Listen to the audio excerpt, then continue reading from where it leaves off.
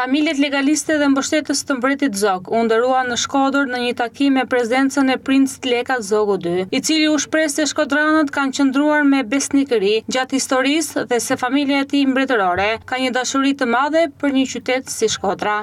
Është një ndërë të veçantë për mua të jenë sot në këtë qytet që ka luajtur një rol aq të rëndësishëm në historinë dhe shpirtin kombëtar të shqiptarëve. Shkodra ka qenë gjithmonë në vërtet e kulturës, e besimit dhe e qendresës. Një shembull i gjallë i bashkëjetesës dhe dinjitetit kombëtar. Në fakt, fjallimi tim është shumë gjatë. E të flet për livet historike që ka familja mbretërore në Shkodër.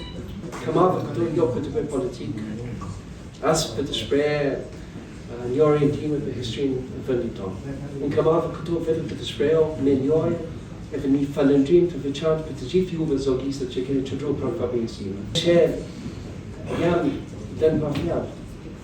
Juve keni qëndruar gjithmonë në besnikëri dhe nuk keni ulur asnjëherë kokën dhe dëshirën të mirë në vendin tonë. Prandaj edhe një herë nuk do të sjap më tepër. Të falenderoj edhe do të kërkoj qeverisë kryetare nëpërmjet këtë aktivitet kaq të vyer për kontributin tonë. Do të kaloj Partisë Lëvizje Legaliteti që ato kanë bërë plesimet gati, por siç i thash, fjalët janë tepër të varfër. Ju falenderoj përzemërsisht, ju uroj sukses dhe të mbasi për Shkodrën. Ted Kopliku, i cili ishte kandidat i Partisë Demokratike për Shkodrën në zgjedhjet e 11 majit në siglën e legalistëve dhe kreu i kësaj force politike, Shpëtim Axhami, u shprehën se ka ardhur momenti për të rikthyer në fron. 5 vite, tradhtarët më ushiten si kombëtarët më të mëdhenj dhe njerëzit që shërbynin kombit si tradhtarë. Dhe e gjithë historia e njerëzimit është një betejë narrativash dhe detyra jonë është të bëjmë fitu narrativen tonë pra. Çfarë ishte me të vërtet vlerat e kombit shqiptar. Mbreti Zog erdhi në një moment shumë të vështirë për Shqipërinë, menjëherë mas pavarësisë Shqipëria kaloi shumë momente trazinash, shumë momente anarkie. Dhe mbreti Zog erdhi si një zgjidhje, po themi, mas feudalizmit më ndërtu institucionet e shtetit shqiptar.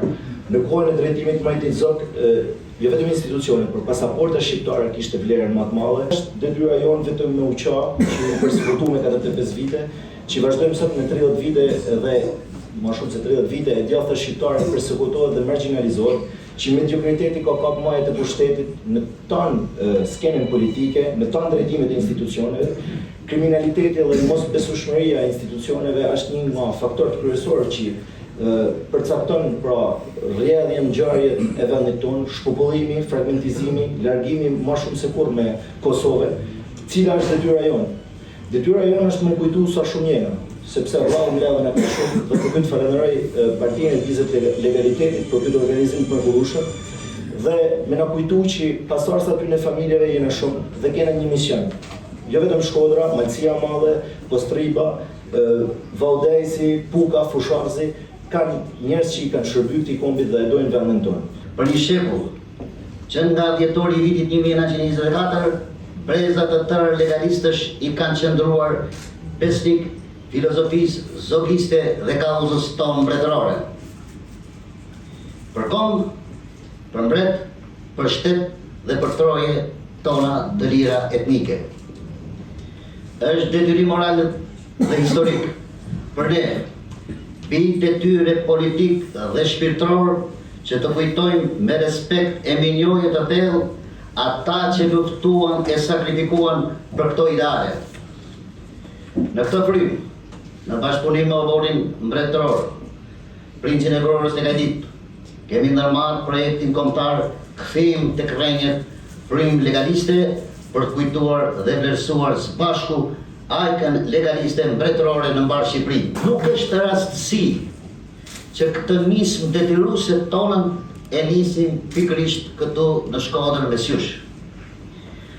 Shkodra ka qenë dhe mbetet vatër e fisnikërisë dhe e patriotizmit shqiptar, qendër e qendresës kombëtare dhe mbi të gjitha bastion i mbretërisë dhe i zogizmit. Në fund të takimit, disa familje shkodrane që i qëndruan me besnikëri familjes mbretërore dhe kontribuan për gjatë historisë, u nderuan me një mirënjohje nga Princ Leka II.